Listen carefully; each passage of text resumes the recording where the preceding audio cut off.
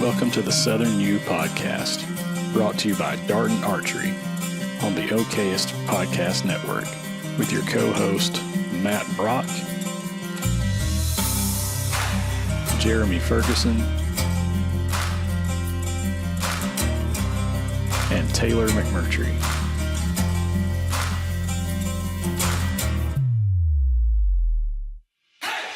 If you're looking for all things land-related in the Southeast, you came to the right place. Whether it's real estate, habitat, wildlife, or just being outdoors, this is the place for you.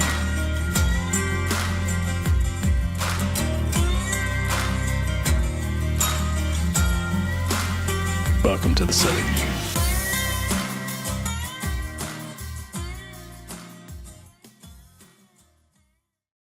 All right, guys, welcome to the Southern U Podcast. Kind of a off-the-wall episode today. We're down at, what'd you call it, Taylor? Aporkalypse 2026. We got some folks in that sponsor the podcast, and Ernie and Rob and Cam here with Tethrd, and Brian with WiseEye, and Joseph First South, and got everybody in camp to shoot some piggies and eat, and I guess as some of us Southern folks say, drink, smoke, and rejoice. We've had a big time so far anyway, but anybody, what's going on? That kind of sounds like the praise the Lord and pass the ammunition. Yeah, that's right. But we've had a good time so far. I think has everybody at least seen pigs? I scared some. You scared some? I scared them. Yeah, Seen some. Having fun. Yeah, having fun, eating well. That's the right. number one thing. Side of beef, we just. Oh man, yeah.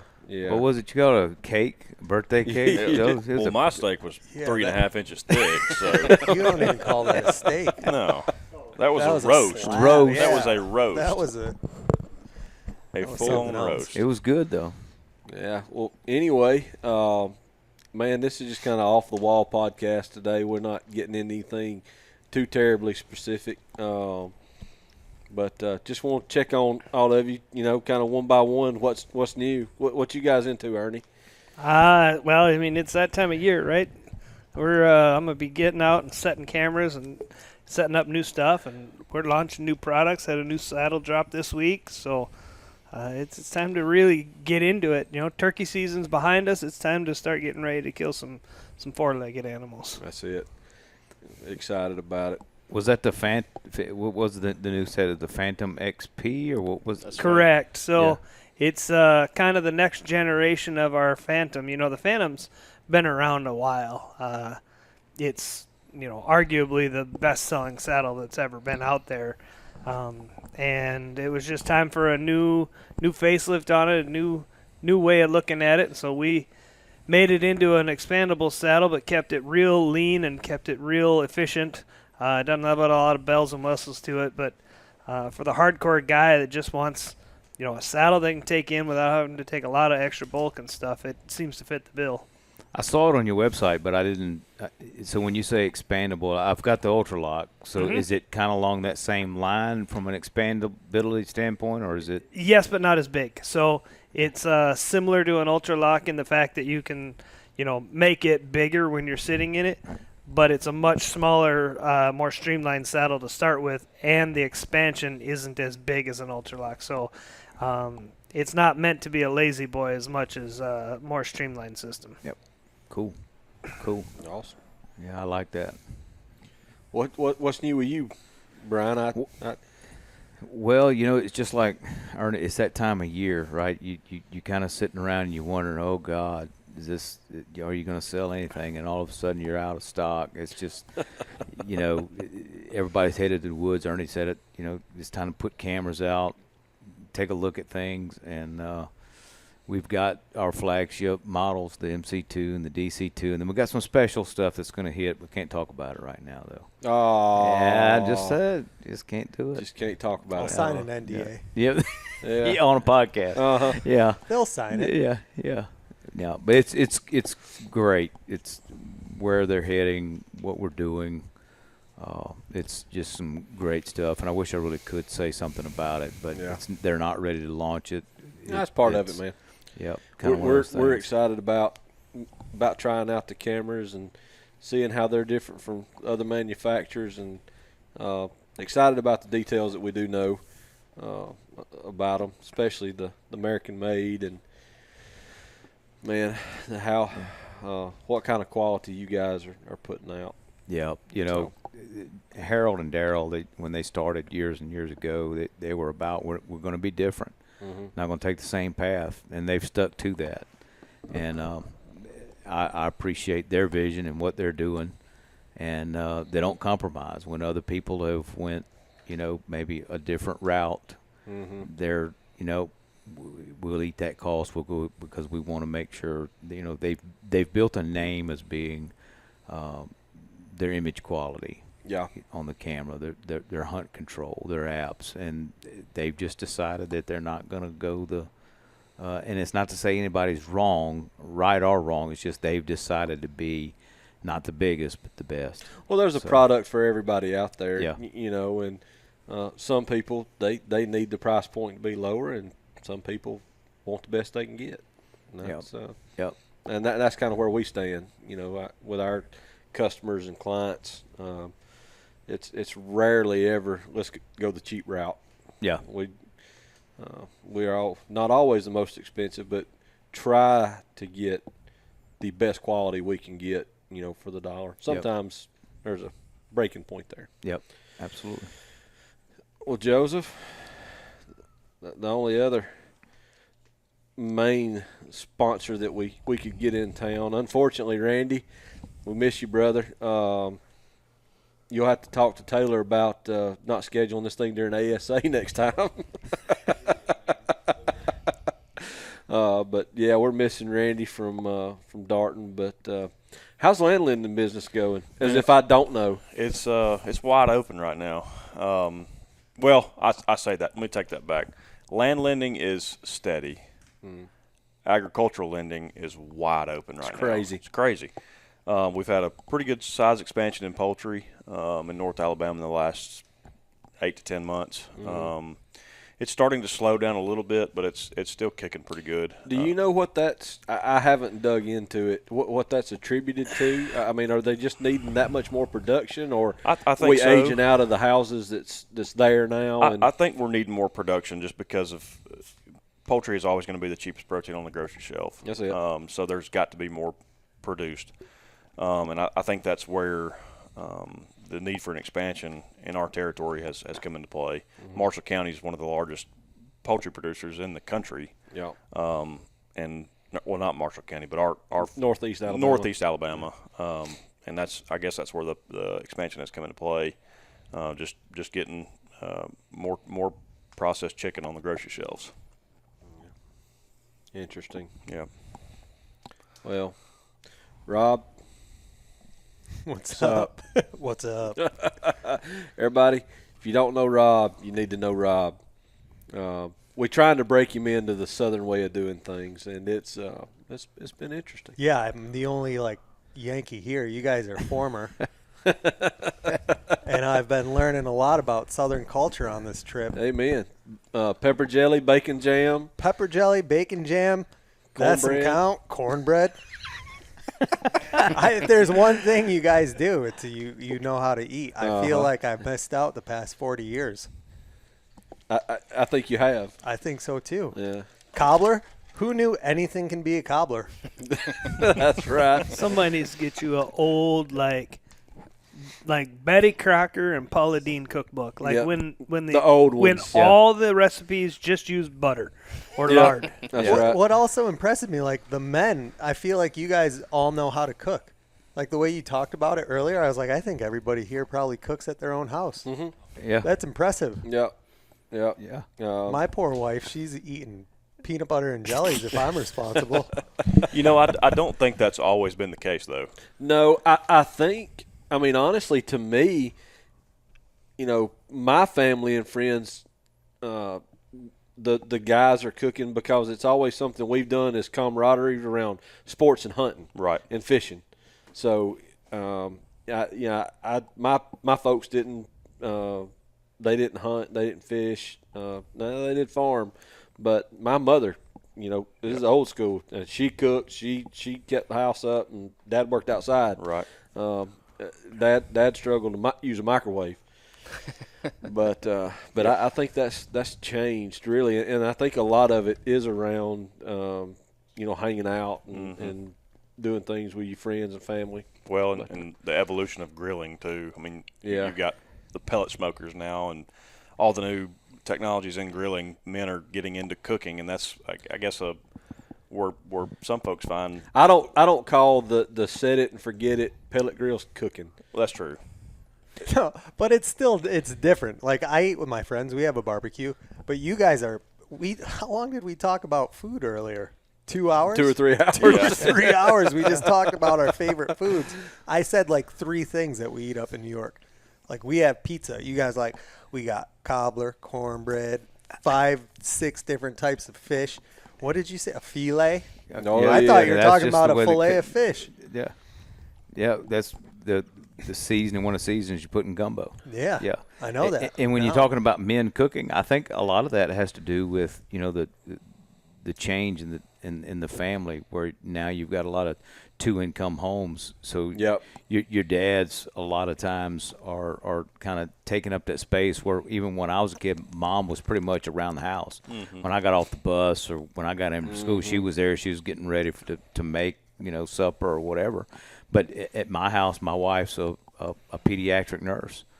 And a lot of my life, I've had the roles that I've got now, like a sales role or something like that, where my office is in. Now, not that I don't travel, but my office is in the house. So a lot of times I was there. You were at home when the kids were there. So I just, you know, my mother was a good cook, and she cooked all these recipes that you're talking about. So I just kind of picked it up and started doing it.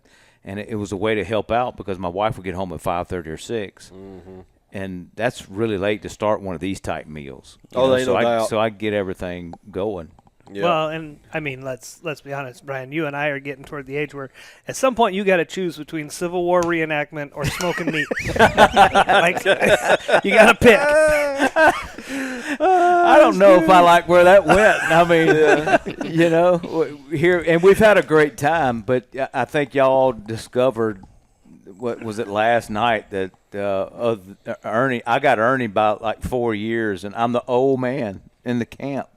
I don't know how much I don't feel about that. Well, like we said, that happens to you in a hurry. Yeah. You know, like you said, it used to be Brian, and then all of a sudden, one day you turn around, it's Mr. Brian. Mr. Brian. I'm like, wait a minute, what in the world? Yeah, it happens in a hurry, but just glad to be around, though, I guess. Yeah, when you transfer from you're the kid in camp to your kids are in camp. Yeah. That's about when that happens. And I'm at my grandkids will be in camp. I mean, that's, Yeah. you know, so that's, you know, just a change, just the way things go. Yeah, but that's awesome to see, you know, you guys keeping it generational.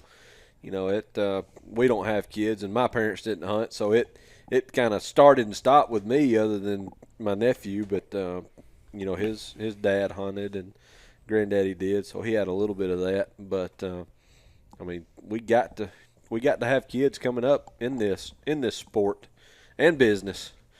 Well, you know what's an awesome deal? Cameron just had a child here last year. In fact, he turns 1 next week. Awesome. You can Congratulations. buy lifetime hunting licenses for babies for pennies. Yep. Pennies. I think it was like $300 for a lifetime sportsman's license in Tennessee. You never has to buy another hunting and fishing license in Tennessee. Like, that is just a way to, like, jumpstart kids. It is. $500 in Louisiana. I mean, and you're done. Yeah. I don't. Ours in Alabama, it's graduated cost based on age. It goes up to a certain point, and then it starts going back down. Yeah, next year, But- Tennessee, my license goes down. Yeah, I'm crossing the hump. yeah. But we try to do an event or two every year with the podcast and give away a lifetime license or two. It's a great way to get kids involved, and you got two coming up too. Yeah, I hope my little girl and my son will get into the outdoors. My little girl would rather be outside than inside any day of the week, and for most of the day. My son, he's still very young, 8 months old, but he'll be right He'll there be a beside go-getter. me. Oh Yeah. yeah. Yeah. Now, you got into hunting. You said your parents didn't hunt. Uh-huh. What got you into hunting? As cliche as this may sound, sitting on the weekends when I didn't have to be out working on the farm doing something as a kid, watching TNN, and TNN, by the way, that's when you know you're reaching back, and Buckmasters and Monster Bucks was Monster coming on. Bucks, yeah. And I was watching that, and I had always been really into wildlife and outside critters. You know, growing up on a farm, I walked around.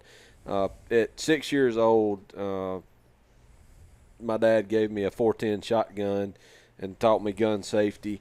And here, you know, by seven or so, they were letting me just roll with a shotgun, you know, across the farm. And we, between what we owned and leased around and ran cattle on, there was a few hundred acres. So, man, I'd go and I'd stay all day. And, you know, I'd come home at dark. And I just kind of slowly got into that. And my dad grew up in northeast Alabama in Jackson County where there were deer. Where I grew up, we didn't have deer, turkey, anything like that. Just they weren't there. And I think I was 9 when I asked him. I said, I want a deer hunt. And he's like, well, I don't know nothing about it. He said, your cousin Kevin, he hunts some there at your aunt and uncle's. And he said, we'll take you up there. And my first hunting experience ever, Dad carried me. And we had my granddaddy's 30-30 lever action. And he borrowed a tree stand from somebody, and the guy taught me how to get up in it. And it was old buckshot. And he let me get about 6 foot off the ground, and he sat underneath me while I was, you know, sitting, you know, high enough he could reach. And he sat there and smoked cigarettes one after the other. Wind check for you. Yeah, needless to say, I didn't see anything. And the following year, he sent me up there, that carried me up there, and I stayed for Thanksgiving break with my cousin, and I got to see him kill a deer, and at that point, that was over. I was hooked. I wanted to do it. I wanted to do it all the time, and so he knew a guy that at work where he worked that had a lease in Tennessee, and at 11, I killed my first deer with a bow. First sit in a tree. Killed a doe back-to-back days. The first 2 sits I'd ever set in a tree with archery equipment. And then I was dang sure Yeah, hooked. you're hooked after that. Yeah, Huh? and just fell off the deep end after that. Of course, went to college in wildlife science and have been managing property for wildlife ever since, and you know, do real estate too. But yeah, it's just everything about my career and life has been about wildlife and hunting. And it's kind of like farming, though, right? I mean, It is. You know, It gets in your blood. Yeah, you kind of grew up around a farm and doing that, and now it's about wildlife. But you're Yeah. really managing the property to That's all right. benefit the animals that are there. You know, it's just like when you're farming, you manage the land to benefit Oh yeah. the cattle or whatever it was. And I would have told people, well, I know I did tell people that I will never, ever, ever be back on a cattle farm. You know, when I went to college, then what am I doing now? Back on a friggin' cattle farm and got cows. Full circle. Oh yeah. Can't It escape look, it. it just gets in your blood. Some of that stuff does, and you're not going to get away from it. I'll eventually get rid of cows because I won't want to do that forever. But right now I enjoy it. especially with beef prices the way they are. Yeah.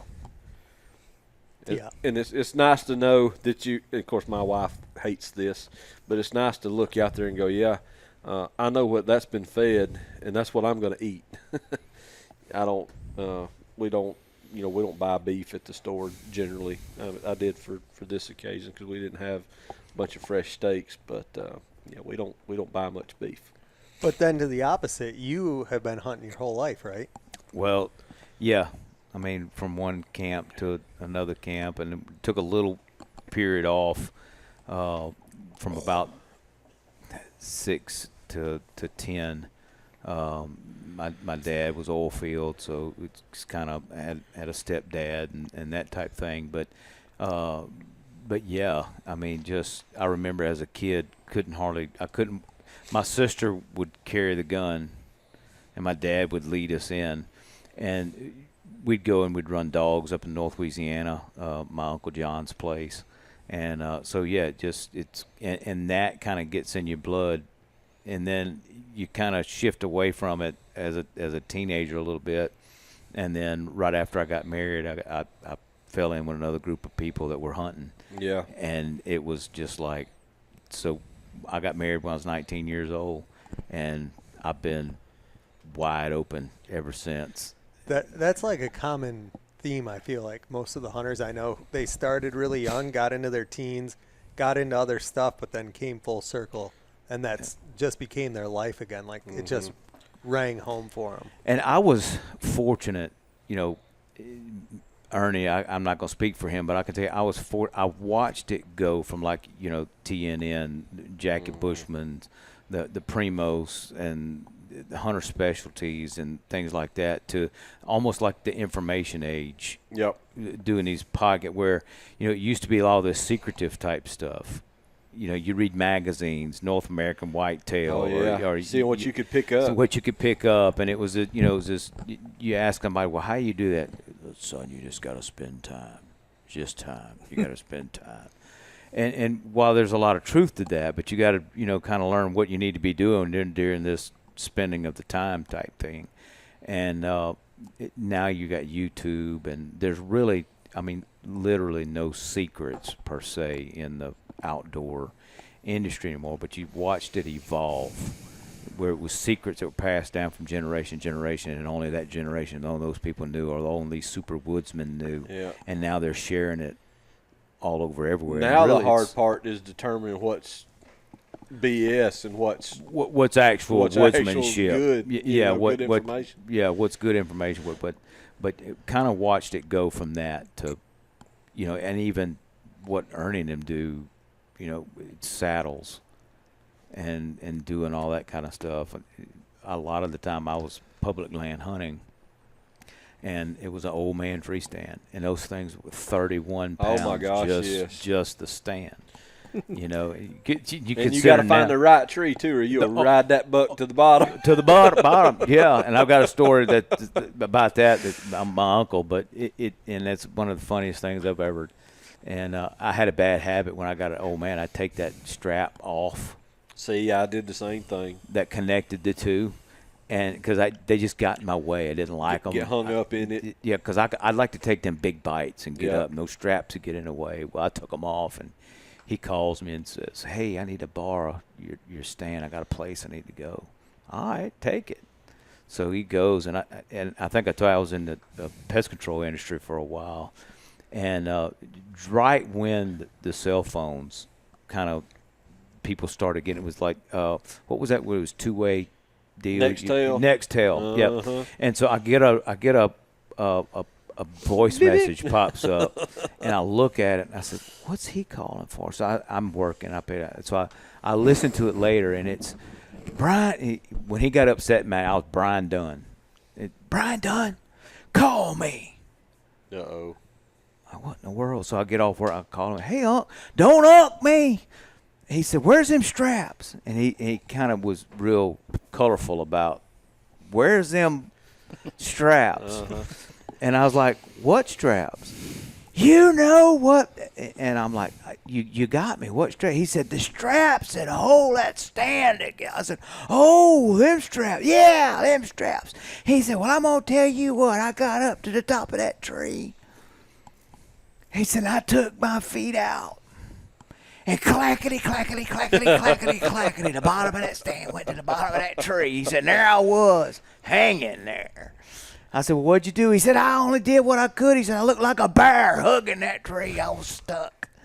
And I wish I could have been a fly on the wall or just watching what's going on. He slid down that tree. He had scrapes. And just his bag got flipped upside down. But to go from that to where we are now, having to pick a certain tree that, when you bow hunting, it 5 it had yards. To be perfect. Had to be perfect. To being able to pick any tree, the tree that you need to be in. It's just, and to think that my whole setup, everything that I walk in the woods with is not 31 pounds. Yeah. And I was toting that 31-pound stand with and then you had the backpack and your rifle or your bow and all that. It's like 50-something pounds, like you're going on a ruck.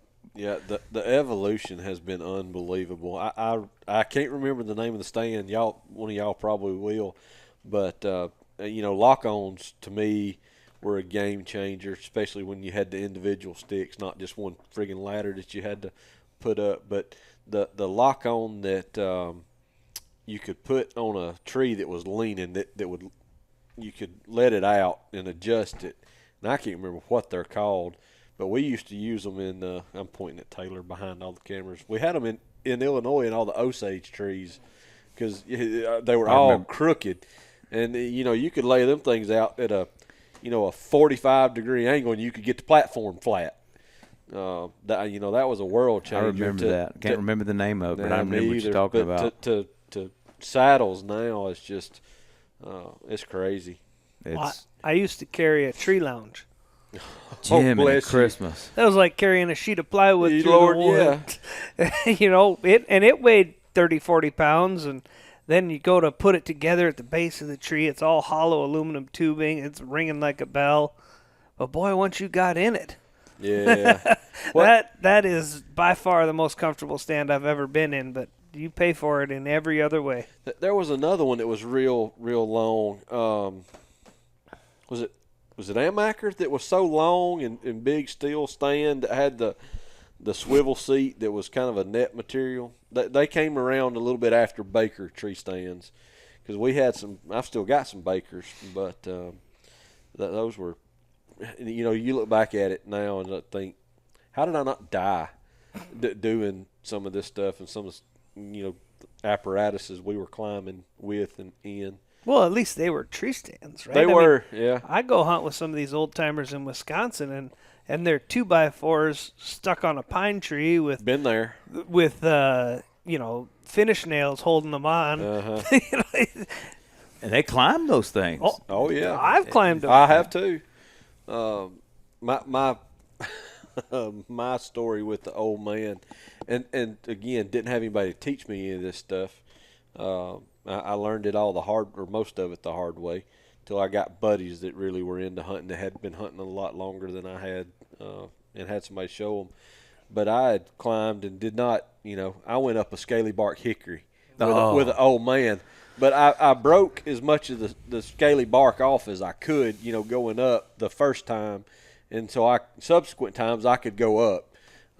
But I got up there and look, it was time back, when if it came by and it had brown hair, I was flinging an arrow at it. And there was a spike come up kind of behind me on a trail. And I was trying to lean around the tree and just look a little bit. And my weight shifted. And for some reason, whatever reason, the old man's had the buckle straps you could pull and tighten, and it pull the arms in and have them buckled. Neither one of them, top nor bottom. And when I leaned around and looked, it shifted, and that thing came loose, and it was just like, and all of a sudden I'm sitting at the bottom of the tree, still in the stand, but I'm sitting on the bottom platform, and I'm about 5 or 6 foot off the ground. It's just like, holy, what happened? Bow still hanging on a hanger up in the top of the tree. Yep. Oh, yep. me. No safety harness. That was No. just that was just Nope, didn't wear them. that's just they sent that extra. Yep. Well, it's because it came to you looking like spaghetti, and you couldn't figure out what the top was, what the exactly. bottom was. Yep. Um, Yep. I agree. When they started making them the vest, that was kind of a game changer Yep. to me. I could understand it. Yep. Slide it on, buckle it around a tree. Yep. Yep.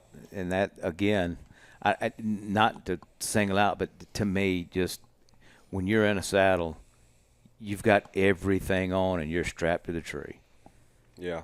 I mean, I'm telling you, I feel more secure than I ever did in anything else that I've hunted in because I'm strapped in. I'm just, But it's also so much more convenient too. I feel like all the people I know who took big risks, not using a lifeline or not using a safety harness, they did it out of convenience to like make themselves more question. efficient. Whereas with saddle hunting, it's more efficient the safer you are. Mm-hmm. Like it's counterintuitive to not do it the right way. Yeah. So you almost have to be safe doing it. I mean, correct me if I'm wrong. You're the godfather, but no, you're right. Although you and I have been in some trees that may not be considered safe for everybody. you can't make every tree safe. I Yeah. guess. No. Well, what kind of stuck out to me about it? Of course, I've not hunted out of a saddle. I don't get in tree stands a whole lot anymore, except for when I'm in Kansas. But been around Taylor enough and how he talks about hunting out of them and trying to bait these hogs up, and I'm like looking around. I'm like, hell, we don't have to pick trees. That's got good cover on it, and it's kind of semi-straight. they can get right there. Well, you dropped us off today, and we set up on a brand new tree. Just picked a tree. Yeah, but by the grace of God, it was the only tree that didn't have like the most poison ivy I've ever seen growing out of it. See, unfortunately, I didn't really pay attention to that, and I apologize. Yeah, the tree you put us on this morning. Well, actually, that whole wood line was nasty, full of poison ivy. I'm sorry. It's all right. He's already covered. Yeah. Yeah, well, I was already blistered up when I got here. When he came in, he was. I was tiptoeing through there, still came home.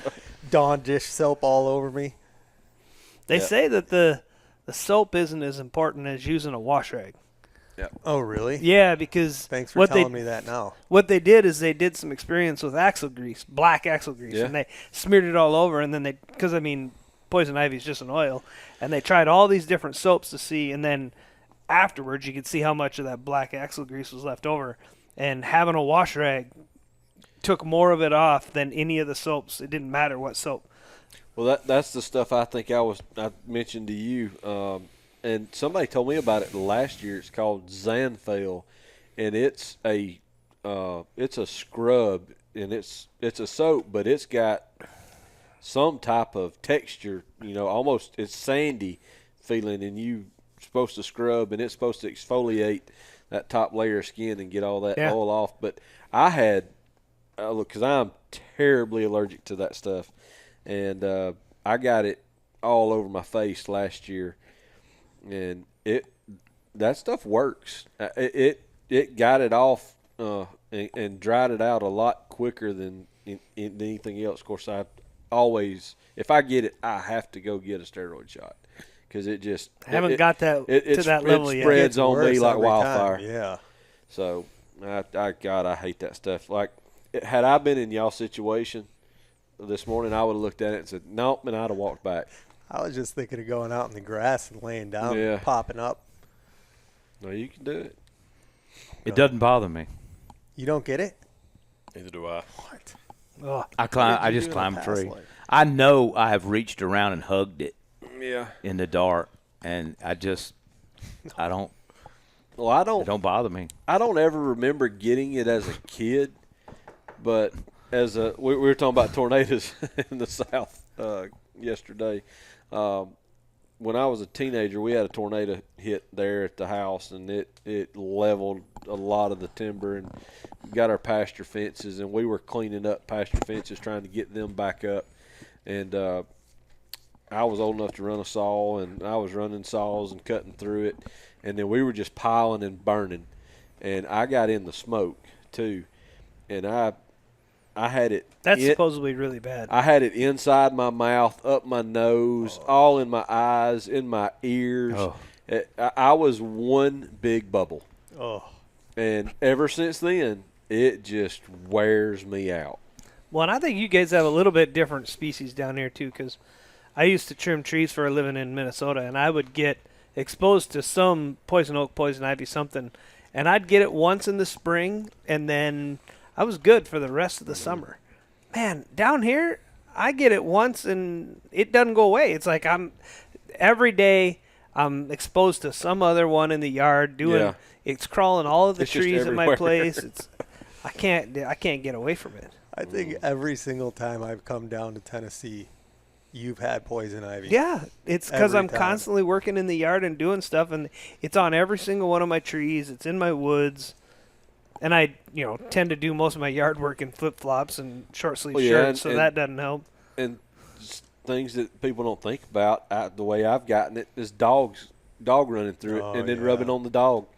It's like, how in the world did I get poison ivy? And you go through thinking about where you've been, what you've been doing. It's like, yeah, I saw the dog in it right over there. It's like, God almighty. So I got it from the dog. But like, if I walk through it, because I wear, most of the time when I'm in the woods, if I don't have on rubber boots, I've got on gaiters. And I will take the gaiters off wearing something so that I don't get the oil on my hands, because I've got it all between my fingers and stuff from bootlaces. Oh yeah. I hate this stuff. If I had a little magic wand, poison ivy and ticks and mosquitoes would just be gone. Yeah, but you guys down here, everything is dangerous. Like literally everything in the woods in the South is dangerous. Everything wants to kill you or can kill you. Yeah, I guess we're used to it. Out west, to me, is worse, just because everything sticks and pokes. We don't. I mean, we've got briars, blackberry and multiflora rose, and of course we got snakes and spiders and all your stuff scorpions. bites. Yeah, You guys have sharks in your fresh water. yeah, You can't even play fetch with your dogs. What are you talking about? yeah. We got to talking about alligators. Yeah. And they're not too bad. Or bull sharks in the river. Yeah. That's a pretty rare occurrence, but it's documented. I guess fairly often further south of here. That's going to live in my mind when I go back up Forever. north. I'm going to be like, what if there's one up there? Yeah. What if we get a great white for the first time ever? Yeah, I don't know the biology of the sharks, but I think isn't it only bull sharks that can do that, because they have some organ to where they can filter it. Full fresh. It's bull sharks. I was thinking, we'll have blacktip reef sharks in the brackish water. That it's not like they go up the tributaries and stuff like that. Yeah. But in the marsh you'll get the little small blacktip reef sharks. But in the fresh water, like in the Mississippi River, bull sharks, they catch them there regularly. See, even your sharks are tougher than North sharks. It's just built different down here. So, Brian, you do a little more fishing. I caught a needlefish in Okeechobee about Really? 2 months ago, and that's supposed to be a saltwater fish. It is, But it was. We were out brackish, there. but yeah, we were catching largemouth and caught a needlefish. they're aggravating. That almost sounds like somebody dropped it. I mean, is it connected anywhere? I think it is. I think it's Okay, got yeah. some waterways They'll that do connect that. in, but it was just odd to find that. Yeah. That's straight freshwater. I can't stand them. You throw it out there, they don't let it. I mean, bam. When they move in, I can't stand them. I wish you could have a telephone and just kill them all right then. I hate them. I don't know that I know what a needlefish is. It's just slender like that. And it's got a needle nose on it. It looks like a long needle nose pair of pliers. They're just real thin mouth. They'll get lots about and lots of sharp teeth. lots and lots of rows of teeth. So catch them like you can a guard, a frayed Yeah, rope or something. I grab them real hard like that behind the gills, squeeze them, and just break them. Just get the hook out of their mouth. A lot of times, the problem is a lot of times you don't catch them because it's real thin. But they'll just they steal the bait, shrimp. I Shred fish your with a lot line. of Just We were fishing pain shads, in I the- think, and pain in the butt. yeah, they kept stealing our bait, and yeah. And you always know it's a needlefish because it hits and it goes sideways. Because they Interesting. run right on. Just, I can't stand I've not done a lot of saltwater fishing. A good friend of mine's got a boat, and I've gone out with him a handful of times. And the one thing that I have found aggravating the times that I have been is barracuda. They have been very aggravating. So I don't go into blue water much. I stay in the marsh, so I don't deal with that at all. But And apparently it's something. I got my picture made with it because he thought it was something. But been several years ago now. We went to Texas and I caught a sailfish. So apparently that was something. yeah, It meant a lot to him. Cool fish. Yeah, we had trouble. We were just in the Gulf fishing for vermilion snapper and whatever else. And the thing we had the biggest problem with was actually the dolphins. Yeah. yeah. You'd be reeling up something off of the bottom, and your line takes off, and you think you just caught Jaws, and it's a dolphin. They just tear the fish right off your hook without getting hooked themselves. Yeah. Yep. Some of my buddies, they've been complaining about sharks being a big issue, but he was saying that they had approved something in the Gulf, I think, to where they could commercially fish sharks. I don't know if certain commercially species. fish, but certain species Right. and stuff like that. Yeah, but I think if I remember correctly, and I may be completely off base, but they lowered or raised the numbers that you could keep. Okay. Like as an incidental, call it incidental catch. Gotcha. Yeah, you're not necessarily fishing For them. for sharks, but you catch them, and usually it's juveniles, and that's Yeah. it's 3-4 footers. I knew they were glad about whatever change that they had made Yeah, because they you was could like, keep 'em. this will help You a could little. keep more of them. Yeah, Okay. I think they reduced or increased the number that you could keep on an incidental catch without it being illegal. Yeah. And I think they reduced the size. Like it had to be like 4.5 or 5 feet to keep it or something like that. And now it's 3 foot or something like that. But yeah, That's cool. Sharks can be a little scary. I went spearfishing for red snapper again in the Gulf, and you go down and stab a few fish, and you've got them on your stringer coming up, and then you come up and you got to do your safety stop before you hit the top, and the water's super murky, and you got fish bleeding on the side of you, and all of a sudden there's sharks swimming around you. Nope. I'm good on that. Not no, but ain't happening. hey, I'm not waiting. no. Not I'll just doing go to it. the store and buy it. Yeah. Not doing it. I love to do it, but those guys get out there in Texas and get out and they're standing and they're hanging all around them, or they got their back. It ain't happening. No. I'm not doing it.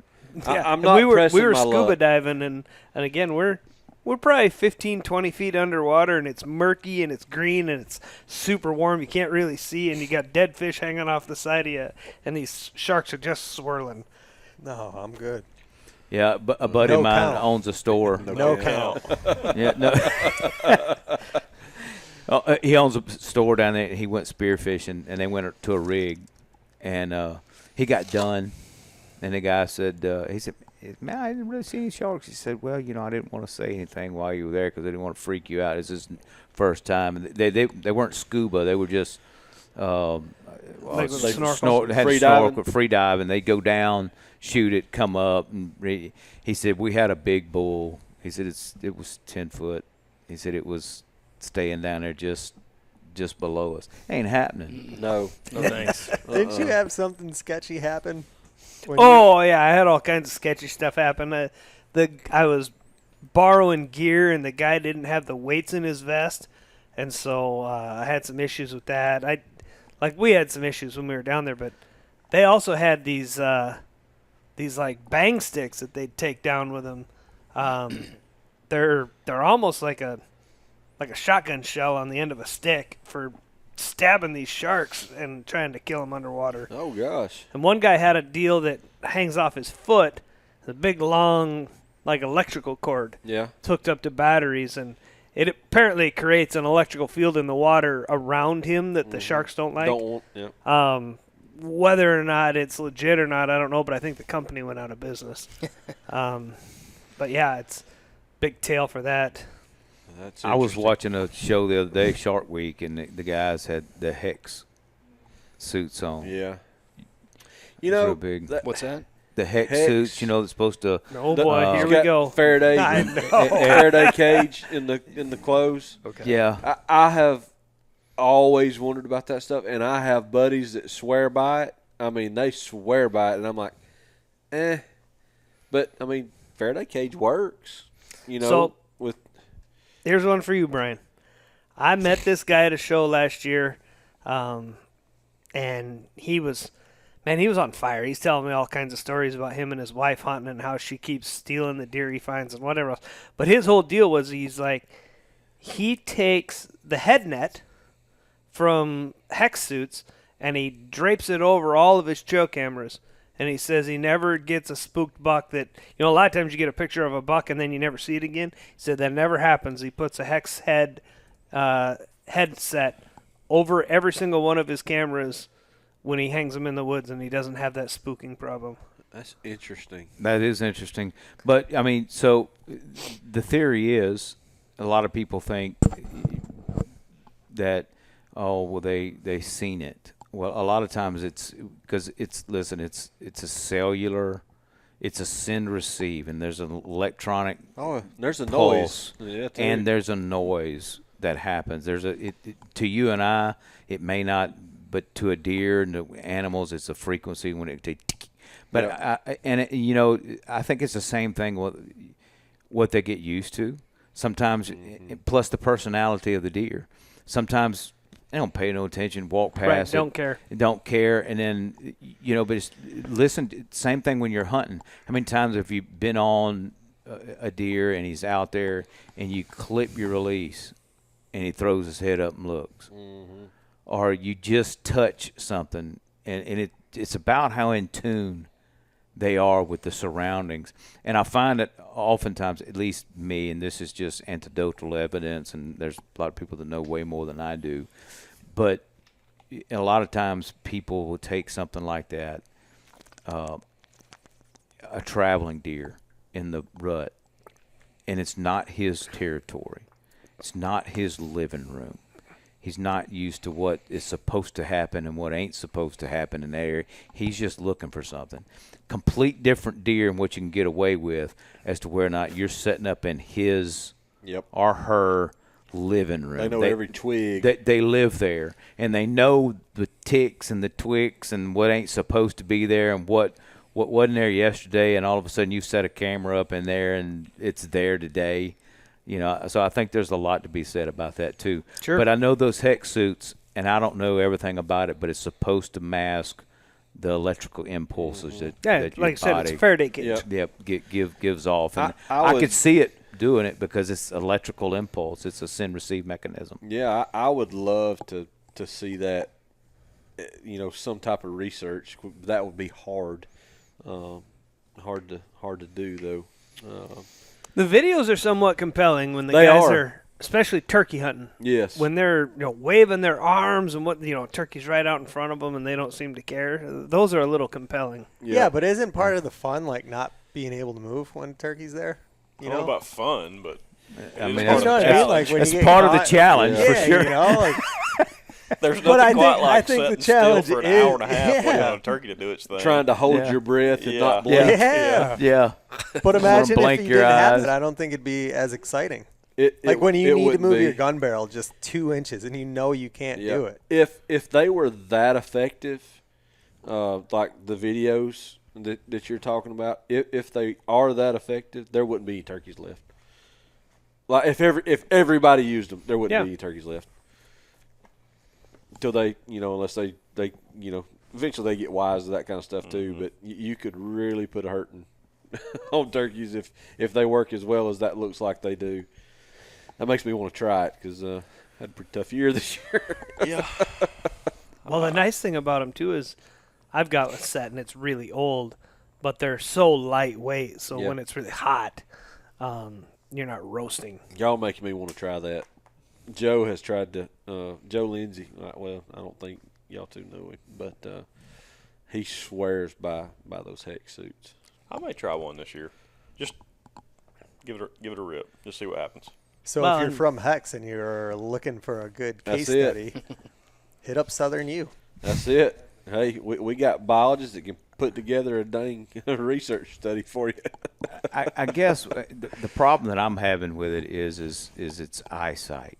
I mean, turkeys, smell. it's eyesight. Well, for deer, anyway. And deer, I can understand electrical impulses in the marine environment because the lateral lines Yeah.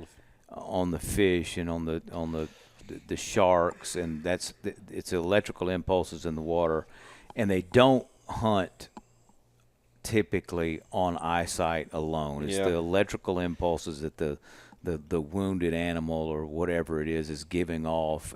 I almost am willing to accept it in the marine environment because of all the electricity that's in it. I'm almost willing to accept what Ernie's suggesting, whether he said he puts it over the camera because that's what it's designed to do, is interfere with those electrical impulses.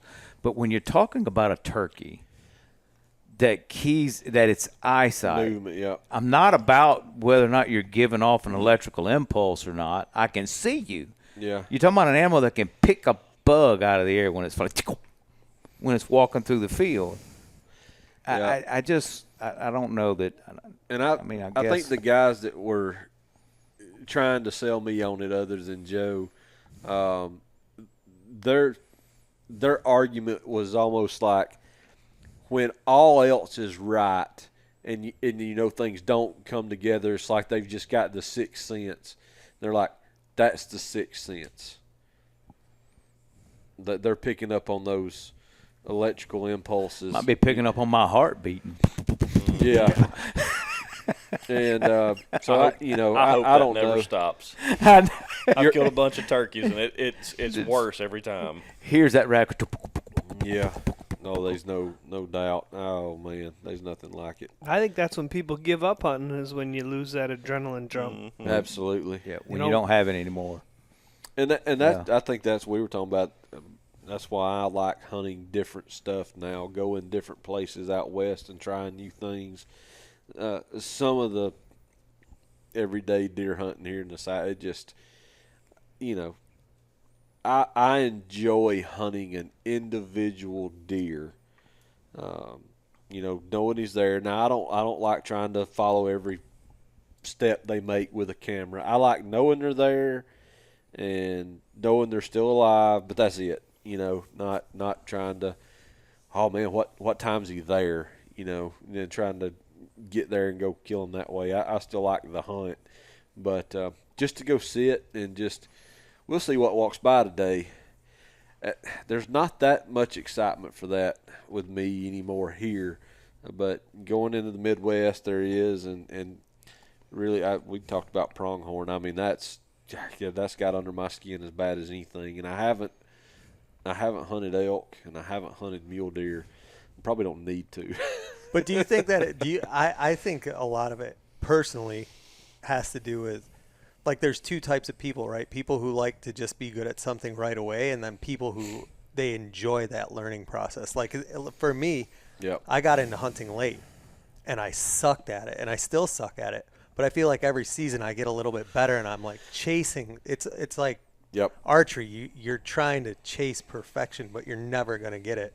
Yeah. And I feel I always relate it to skateboarding, which is what I did my entire life.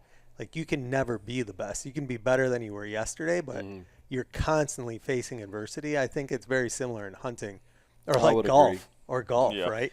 People who golf like one time, I never want to do this again. And then other people are like, I am going to change my entire life to hit this stupid little ball. Yeah. Well, and I think the same applies for golf or hunting. During a golf round, you're going to hit one good shot that makes you have just the slightest inclination. You're going to hit. It's what makes you come back the next time. It's going to give you the slightest inclination that you think to yourself, I can be good at this with enough time.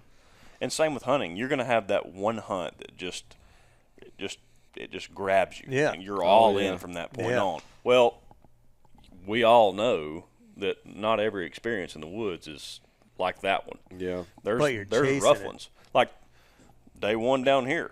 I mean, walk up on the field, there's hogs all in there. I'll Yep. pull the trigger on the gun and I completely whiff, and that's very aggravating. That's my fault. Well, I'm not going to blame it totally on you, but Yeah.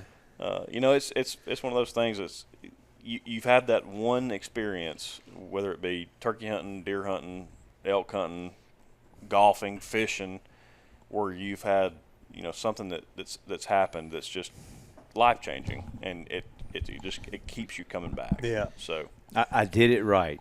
yeah, And it all Yeah. came together. But Taylor and I was having this conversation last night, leading in. It started yesterday, and then we kind of continued it.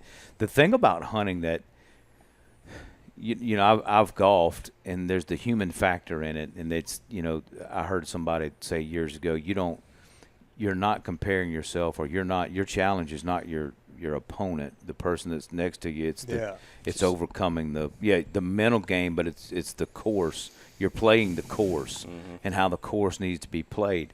But with deer, and you name the species, and when I say deer, I'm just using whitetail deer, but when you're hunting and whatnot, there's another factor there, and it's an animal, and it don't know the script. That's right. I mean, you can do everything that you think that you should, and play the wind, and you've got the right camo, and you've done the scent. And I know that some people say that doesn't matter, and you can never get rid of all the scent. In my opinion, it's just making them think that you're not there right then. Yeah. That it's past, and no, I can't completely eliminate it, but at least I don't stink like right then. Oh yeah, you're still here. But there's that factor. Today has just decided to get up and go that way, or a coyote come through and changed its entire plans for the day, or somebody brought a log or a skidder through and it's messed up by 15 minutes. You did everything right. It's just that it's an animal that has a whim, has a desire. All of a sudden, the tree on the other side of the property is dropping white oak acorns, and they taste better than the ones that's under your tree, and it don't show up at this tree for 3 weeks.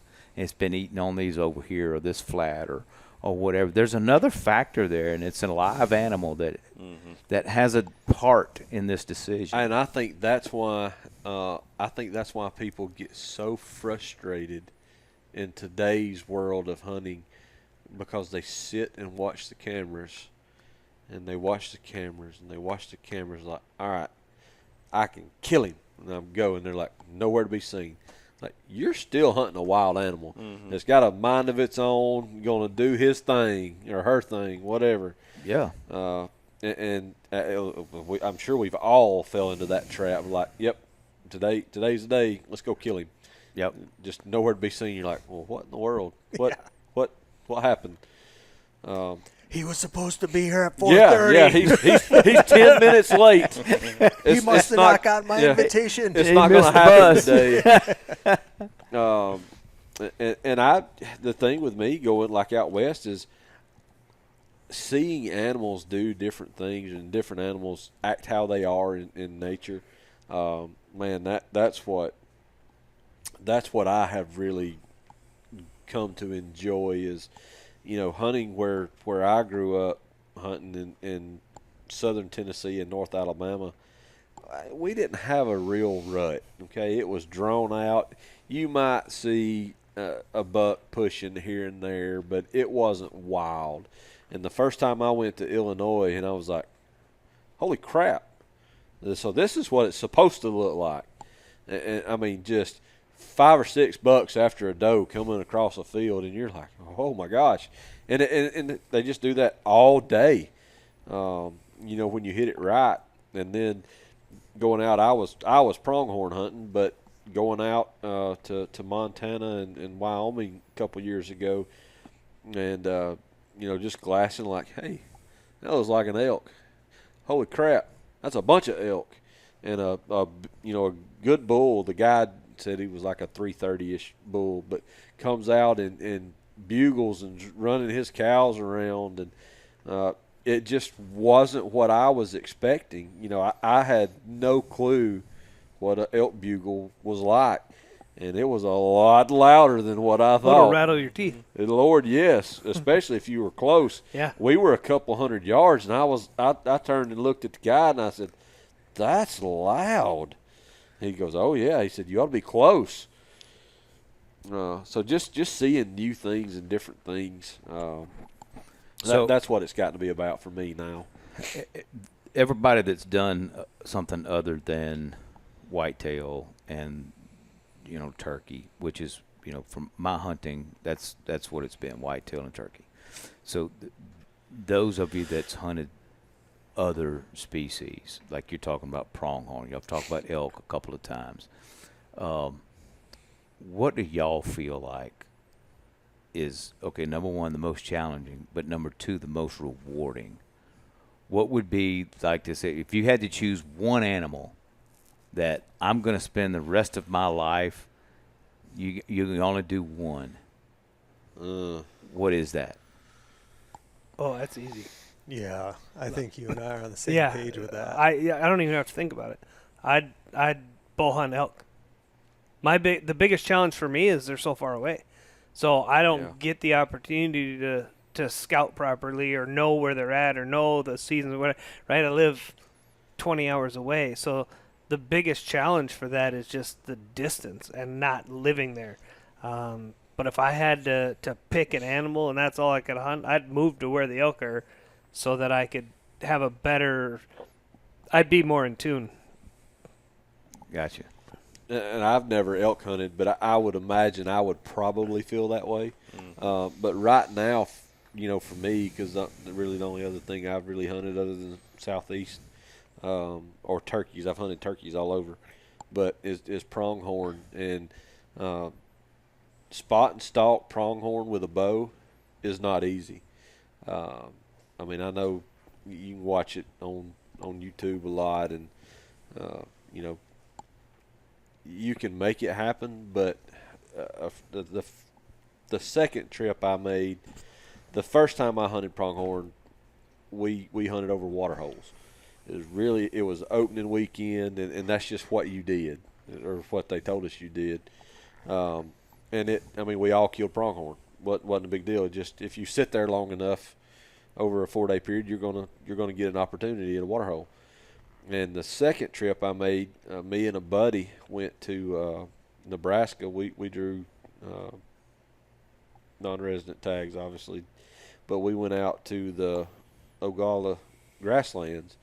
We hunted for 16 days, and I was able to tighten the string on my bow once and draw it, but I put pressure on it, and that was it. That was the opportunity between the two of us that we had, and at that point was when I was hooked. I wasn't hooked when I killed one over a water hole. I was like, this is fun.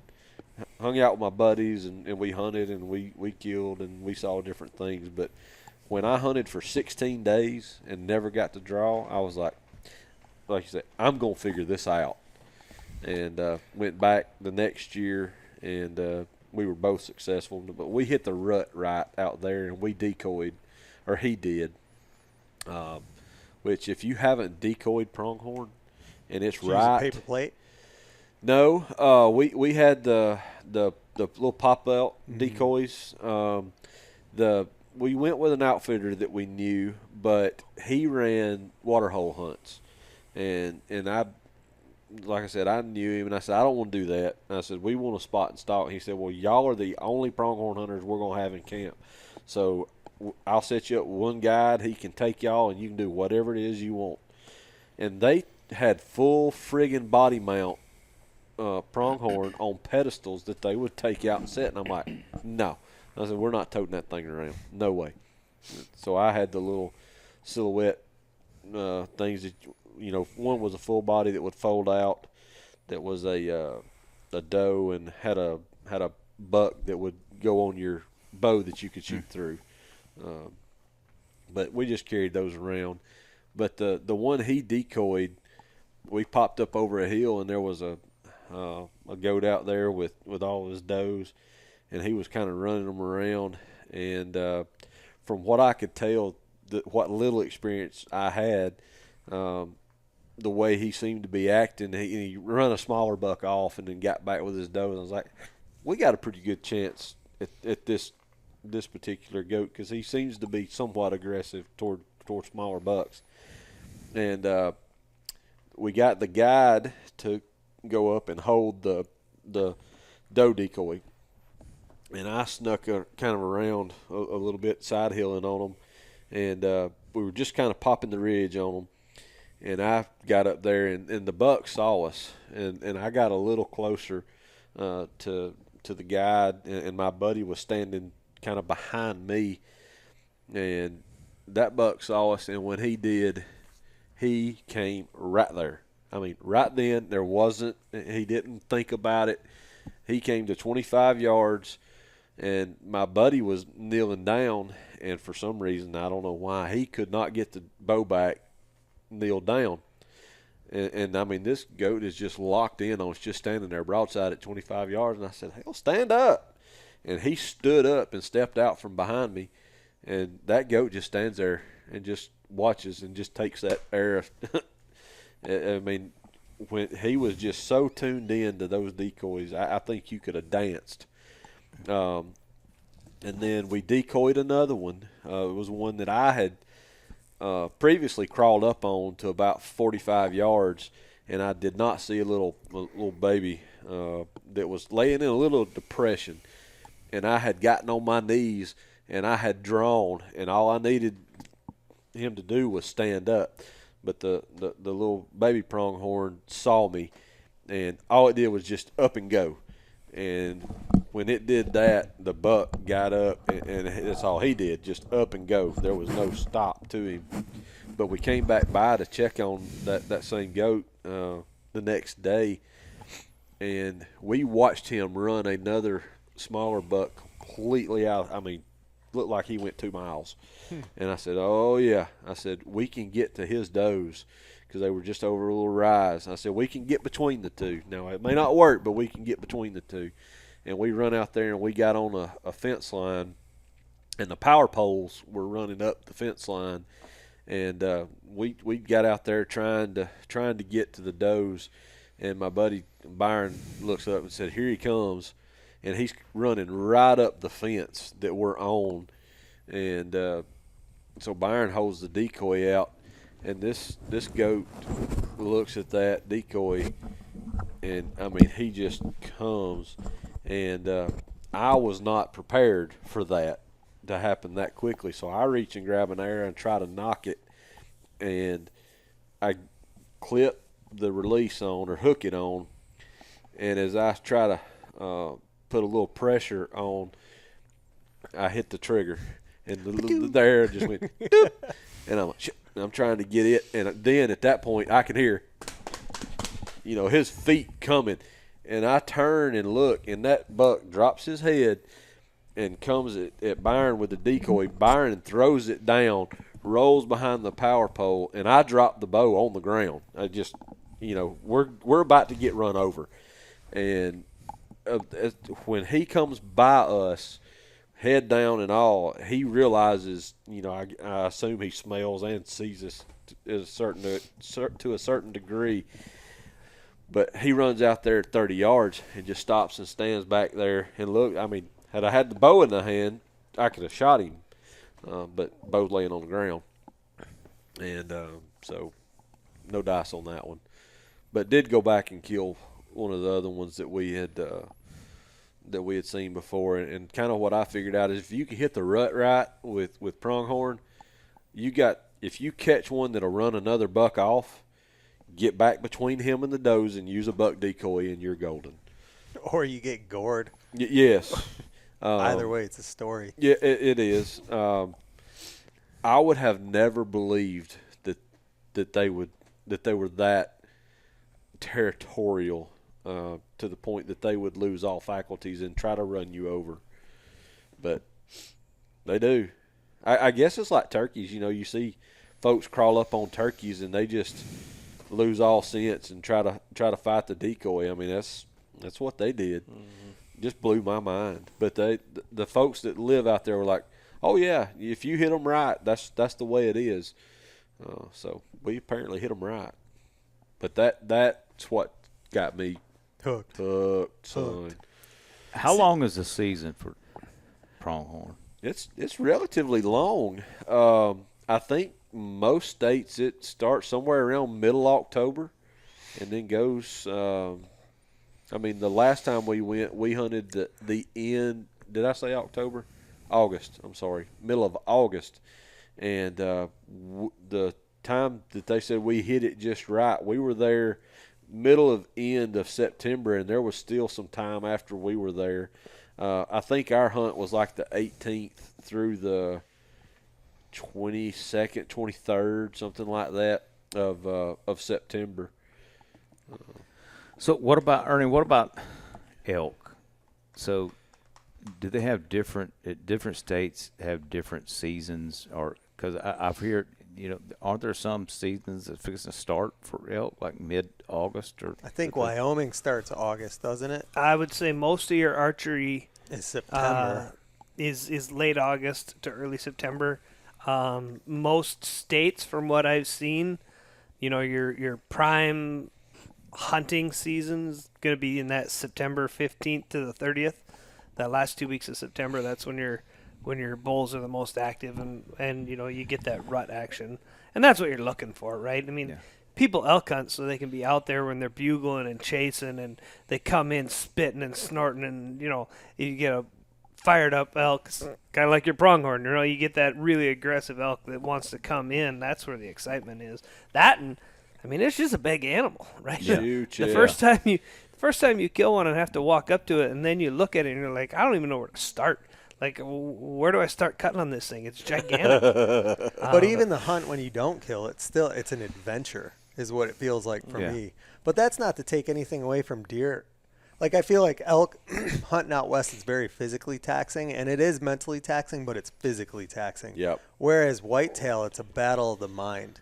Like, for me, sitting in a tree for however many hours, just hoping that a deer comes by within 20 yards, like, that's a lot to wear on your mind. And then when you release that arrow, it like releases that pressure that you built up over a season. Yeah. And I think it's very similar, just not in a physical way, to like what you experience when you're successful out west.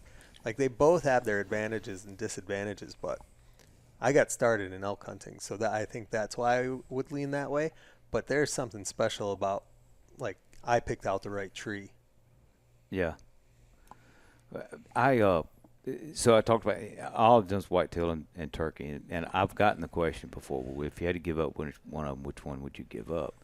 And the reason I ask about the time deal is because in Louisiana, so it's down to about 3 weeks of hunting for a turkey. And while I love listening to that gobble, and I love the going out and chasing them and doing, I mean, I absolutely love it. The problem with it is it's 3 weeks. Short, yeah. That's it. We got to get you chasing them across the country. Yeah, well, I mean, that's possible. I've never had that opportunity. So it's Louisiana. It's 3 weeks. Yep. Whereas whitetail deer, someplace in the state is at September the 15th, and and it closes depending on where you are, as late as February the 15th.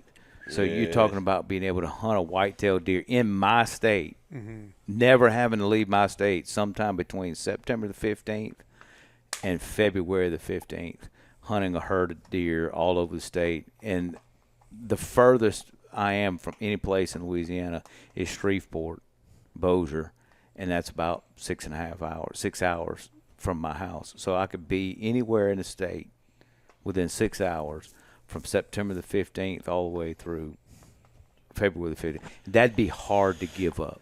If I were going to stay, like you said, traveling the country from this state, okay, well, I can be in turkeys here and then I can be in turkeys there. But usually it's March to May.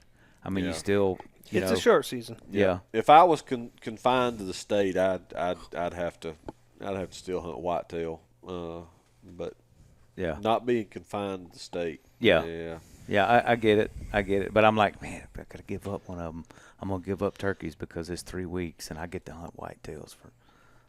Yeah, but I'm different. I would pick turkey every day over whitetail. And that's probably an unpopular opinion. Obviously. No, it's not. Look, I kind of struggle saying that, but I have gotten so excited about hunting turkeys elsewhere. And it may be because the turkey hunting that I've had access to my entire life in Alabama sucked. Yeah. And fighting the public land just wasn't in my DNA. Getting walked up on by people that don't know what they're doing, and I know it's public land, and they have every right to be there, and they do. But turkey hunting's just a little bit different to me on public land because you can hear people. You know that's a person, and yet you still made the conscious decision to bust right in on there instead of, dang, I walked up on a guy in a saddle and didn't know he was anywhere around. Yeah. You know, that's understandable. But Yeah, it's rough when the etiquette goes out the window. yeah, You're like, you know I'm working this bird over here. yes, Stop trying to slip in. Yeah, that's right. And of course I've run into that a little bit more with whitetail in the Midwest, where it's not hard to see somebody, you know, out across the field. Yeah. Or in open hardwoods. Like, yeah, I mean, I know you saw me, especially when I'm doing this. Yeah, when you waved but Yeah. then kept going. Yeah, I love that one. But it's public land; they got every right to be there. All right, so. what about this though? What have you gone more to pieces over, a deer or a turkey? I feel like I've gotten more worked up turkey hunting, or like the shakes, you know. For sure. Yes, Turkey. for sure, Right? turkey. For sure. Because there are many variables that require that are required of you for a successful deer hunt, but I feel like there's twice as many variables. Well, you can't blink, you can't breathe, you can't. I mean, you can't flinch. You can get away with a lot with a turkey or with a deer. Yeah, you can do everything right with a turkey, but get him within range, and screw one little minute detail up, and it's over. Or Yeah. trying to Done. hold your shotgun up, Yeah. and it starts out light. Yep. And, Yep. And they don't think about it. It's not like they say, "Oh, I wonder what that is." No, it's there." something's not right here. I'm gone. Well, that's Yeah. I've made the comment a couple of times of us. I mean, we've seen a bunch of turkeys down here, you know, coming to and from stands, and they don't walk off the side of the road. Those son of a bucks, as soon as they see the truck, they start flying, and that's that's turkeys in this part of the world. I mean, they are used to being pressured. You don't get second chances. And these deer are pressured too, but they'll stand there and look at you long enough to get shot. The hogs will too, apparently. Yeah.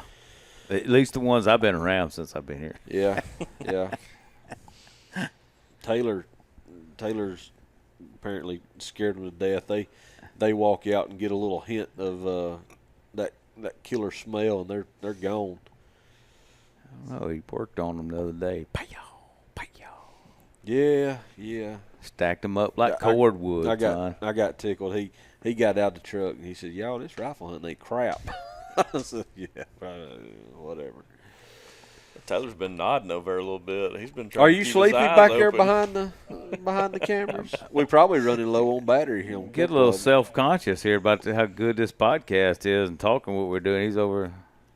Yeah, well, this is a rare opportunity for him to be behind the scenes and not having to be queuing us up on what we're talking about. Because if any of you've ever seen our podcast, this here, I know people that are watching probably have, but me, Matt, and Bray, all three of us, and Cody too, so all four of us are very, very bad about chasing rabbits. We will start on a topic and we will end up so far off the topic that it's, you're like, what? How did we get there from here? But So, Cam, you've been very, very quiet. I noticed that. What's your favorite? Favorite hunting experience? Here's a curveball. Goose hunting. Oh, that is curveball. We didn't see that one coming. Yeah. What type of goose? Yeah, well, Canadian. Okay. Specklebelly. Tell me about Canadian. I gotta know. All right, hold on. I've only done Pause. it. Pause. Yep. One favor, guys. It's Canada. It's not Canadian. Canada Goose. Carry yeah. on. So I've done it a couple of times. I don't know. Nerd alert. I don't. Yes. Yeah. Bad. What a nerd. Bad. People in the comments are gonna be like, "Thank you for correcting him." Oh, Thank you so much. They would have burnt down our channel for saying Canadian if I hadn't have said something. That's why it's. Thank you for that. It'll be a joke with. I appreciate that. All of our other folks, but anyway, carry on. It was. I don't know. I've done it a few times. It was a lot of fun. You sit in the reeds and you just kind of wait, and then like hundreds of them come flying by, and you just start shooting. It was a lot of fun. Have you done like a conservation goose hunt? No, it's just at deer camp. We do that in the morning, and then in the I've afternoon got some we'll go. buddies that they're like you. They'd rather shoot a goose as go do anything, and I've always asked them like why, and they kind of explain it. It's just like, man, you get to sit around, you can talk, you have a good time, and then there's 100. Yes, all of a sudden they come in. Yeah. I will say the most fun hunt I've ever been on was in Arkansas. We went on a specklebelly hunt. We were down there duck hunting. Our guide he had his own little outfitter called Rolling Snows Outfitters, but he had some specs that was on a feed pretty close by to where we were camping at. He asked if we wanted to go shoot some. We was like, sure. Well, it ended up being 10 guys in a panel blind in the middle of a wheat field. We set out 500 sock decoys, and at least that many specklebellies were doing it at one time. And you want to talk about as a young man from North Alabama that's never seen that before, I was in complete and utter shock. I was so shocked that I didn't even pull my gun up and pull the trigger. Not one time. I was just in awe of what was happening. Yeah, it was one of the coolest experiences I've ever had. So how did you get into the goose hunting? Just buddies at camp or just at deer camp? It was something to pass the time in the morning. That's awesome. Yeah. Something that passes just to pass the time turns into be a passion. It was awesome. Yeah. You sit in the reeds. They're 6-8 feet tall. You're sitting in there. You're just talking with your buddies, having some coffee, and then, like you said, all of a sudden, a couple hundred come flying through there, and you're just taking pot shots at them. Now, what part of the world are you doing this in? North Dakota. Way up there. There's few things that are cooler to hear though than a goose falling from 30 feet and smacking the ground. I like a love watermelon. the sound of that. That's not what I thought you were going to say. I didn't either. Some reason I wasn't thinking about that either when he started that. I'm like, okay, this is going to be. Imagine, it's a 20-pound bird. It comes down and just smacks the ground. Oh, I get a kick out of that every time. The juxtaposition of like, I was in awe of this beautiful sight. He's like, I like how they fall out of the sky. And smack the ground. Sack of potatoes. Oh my gosh. Yeah. I'm the same guy who'll say I like shooting turkeys in the face. Like, it's just. Oh, absolutely. There's nothing about jellyheading one up. I'm mad at turkeys. Yeah.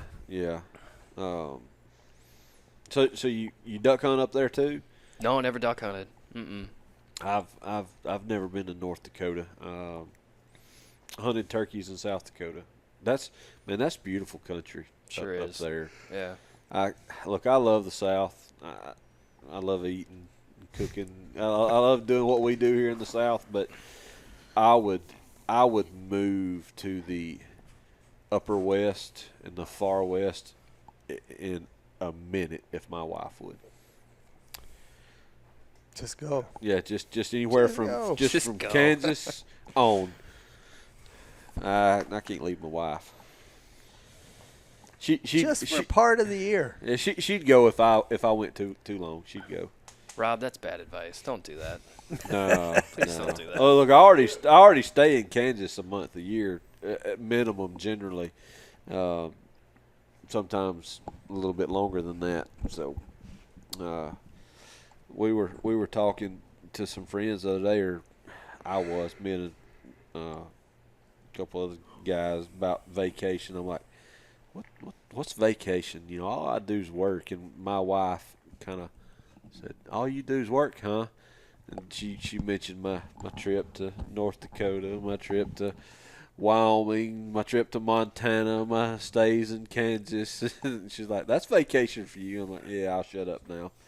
It is, though. It's funny when you hear like people who don't hunt talking about like, oh, I went to this resort, or oh, I did this. And to me, that's not interesting at all. No. But when a buddy's like, oh, I froze my butt off in a tree in Kansas for 3 weeks and didn't see a deer, I'm like, oh, tell me more about that. I'd love to hear. Yep. What kind of camo did you have? Yeah, same. I am much more interested in that. And my wife, she's more of a homebody anyway. Yeah, but it takes a special. Anybody who gets to hunt out of state, like, and is married or has a significant other, like, Oh yes. that person is a hero. Like my wife, No question. her letting me go all over the country with Tethrd, like, I'm so blessed from that. Shout out, Caitlin. Amen. Yep. Amen. Or Val. Come on, dude. Val's a saint. You're gone like 6 months out of the year. We figured it out the other day. I probably spend 100 nights a year not in my own bed. Oh Lord. Mine's not that much. 4%. Oh man. We running low on batteries, fellas. So am I. Are you tired, Joe? My gosh. How's that? How is that steak settling? It's still settling. So no kidding, you folks that's watching. What was that thing? 24 It had ounces, to be. 30 ounces. No, it was 2 pounds or Okay. better. Okay, it was the. I looked at the guy that cut the steaks when he brought them out, and I said, "What happened with that one?" He said, "Oh, that was what was left." I said, "Uh huh." So I Could guess have made that just- too. Yeah, you could have cut that off and give half of that to Inch and a somebody quarter. else. Yeah. It was 2 pounds or better for sure. Well, folks, I hate to cut us off. We're having a blast, but really enjoyed each and every one of you being here, and hope to do Aporkalypse 27, or maybe do a fishing trip. I don't know. We'll try to get everybody back together, again next year sometime. Really appreciate how you guys support us and what we do, and hopefully the folks watching will support you guys. I've thoroughly enjoyed it, and I appreciate everybody that's here, and enjoyed getting to know better some and make acquaintances and hopefully friendships and relationships that'll last for a long time. And this has been very fun. Yep. We gotta share more Southern secrets. Yeah. For Rob. in He's the gonna next come back few next year. He hours. can't gonna be able to get through the door. He's gonna be eating so much Cobbler. come in cobbler and with cornbread and crackers and That's right. milk. I'm going to perfect it. And insulin and some needles. That's some count, dude. Yeah. That's some count. That's some count T-shirt. Yeah. I'm waiting on him to roll into a little 5-star restaurant up there in New York and look at the chef and go, man, that's right there, some count. That's some count. Yeah. He's This- gonna say, "Huh?" This whole trip has been some count. And thank you guys. Thanks Yeah. for the invite. And it's Really been enjoyed awesome, it. even more than hunting the pigs. Like, honestly, the best time's been sitting around cutting it up, as Oh, you guys like to say down here. For me too. Just enjoy. Of course, I'm glad y'all have been successful and got some pigs and got a couple on video. But this is what it's about to us: hanging out and hanging with friends and new friends. And If I was a better video guy, relationships. we'd have another one on video, but I ain't no count. look, Ain't same, no same, count, same son. with me. Ain't no count. No count. Just don't let it No happen count. again. Okay. Well, y'all, as usual, please like, subscribe, share our content. Please support WiseEye, Tethrd, First South Farm Credit, and all of our other sponsors. Tut Land Company, obviously. Wish Walter had a chance to come and hang out and talk, but he had showings, and I've got some coming up too. But anyway, stay tuned for the next one. We'll be back in a week or two. Thanks, fellas. Thank you guys. Thanks.